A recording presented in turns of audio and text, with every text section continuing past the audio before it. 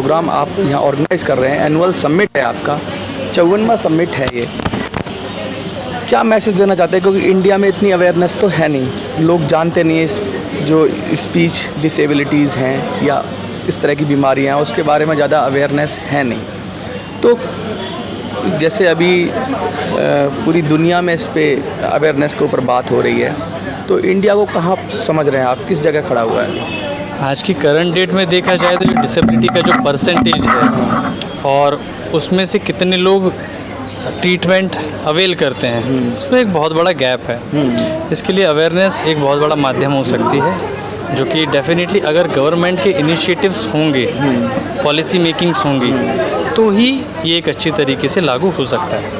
World health organisation जैसे है involve है इस पूरे प्रोसेस में, जैसे मैंने देखा बोर्ड के अंदर, तो वो लोग भी यहाँ पर हैं, उनके प्रतिनिधि भी हैं, बहुत सारे लोग हैं, पूरी इंडिया से लोग आए हैं, अलग अलग फील्ड से लोग आए हैं, कंपनीज़ भी आई हैं बहुत सारी जो आपके पार्टनर्स हैं इस पूरे प्रोग्राम्स के अंदर।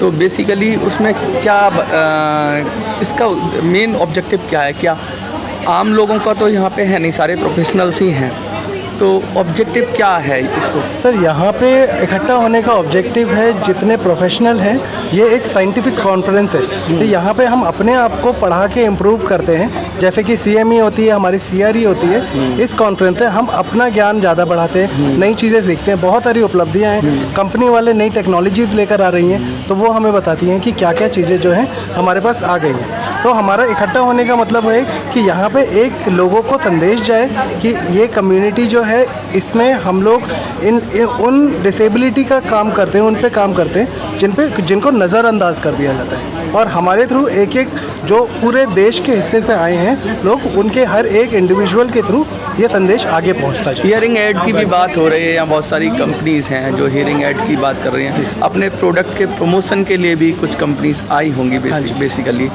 और इसके साथ साथ ये स्पीच की भी बहुत बात हो रही है कि बोलने में जब दिक्कत होती है, शब्दों को नहीं समझ पाते हैं लोग, उस विषय में थोड़ा सा प्रकाश डालिए, किस तरह की क्या बीमारी है और क्या नाम है उसका आपकी भाषा में?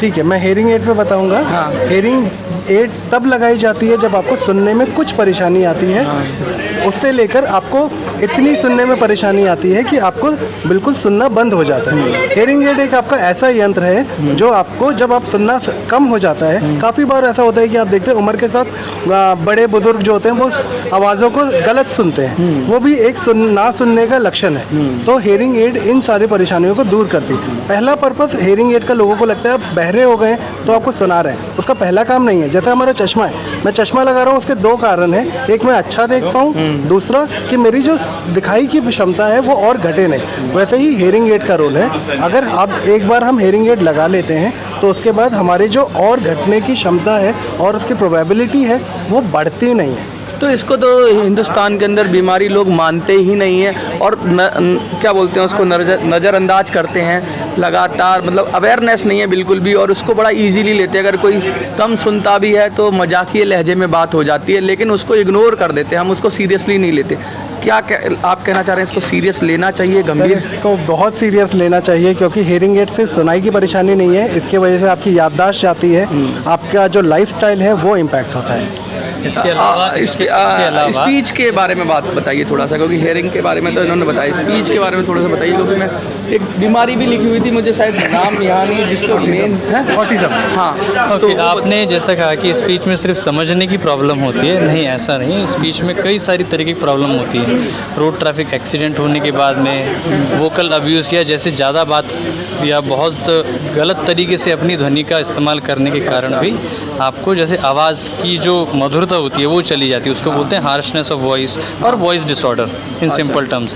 इसके अलावा और भी कई सारी तरीके की जैसे न्यूरो डेवलपमेंटल डिसेबिलिटीज़ होती हैं, जैसे अभी आप बता रहे थे न्यूरो ऑटिज्म करके आपने देखा है। उसके अलावा निगलने से संबंधित यानी कि स्वॉलोइंग से संबंधित परेशानियाँ भी जो होती हैं वो हम कम्युनिकेशन डिसऑर्डर और एज ए स्पीच थेरेपिस्ट जो होते हैं इन सारी चीज़ों को ट्रीट करते हैं। तो आप लोग एक्सपर्ट्स हैं, क्या नया सीखा और क्या संदेश देना चाहेंगे जो लोग देख रहे हैं, वीडियो देख रहे हैं आपका, वो क्या समझें और किस तरह से इन बीमारियों को लें, या डिसेबिलिटीज़ बोल रहे हैं आप तो बहुत बड़ी बात बोल रहे हैं डिसेबिलिटीज़। लोग तो यहाँ पे डिसेबिलिटीज़ तो जब हाथ पैर हट जाता है, कट जाता है, तब मानते हैं डिसेबिलिटीज़। अगर सुनना और कम सुनना इसको या बोलने को कभी डिसेबिलिटीज़ में रखा ही नहीं गया, तो ये नया कॉन्सेप्ट है या कई सारी चीज़ों को डिसेबिलिटी के अंदर रखा गया है। हेल्थ नहीं, मैं जनमानस की बात कर रहा हूँ। साइंटिफिकली रखा गया है, लेकिन जनमानस की जो सोच है ना, वो अपनी सोच, जो लोकल सोच है, वो नहीं मानते कि हम डिसेबल हैं।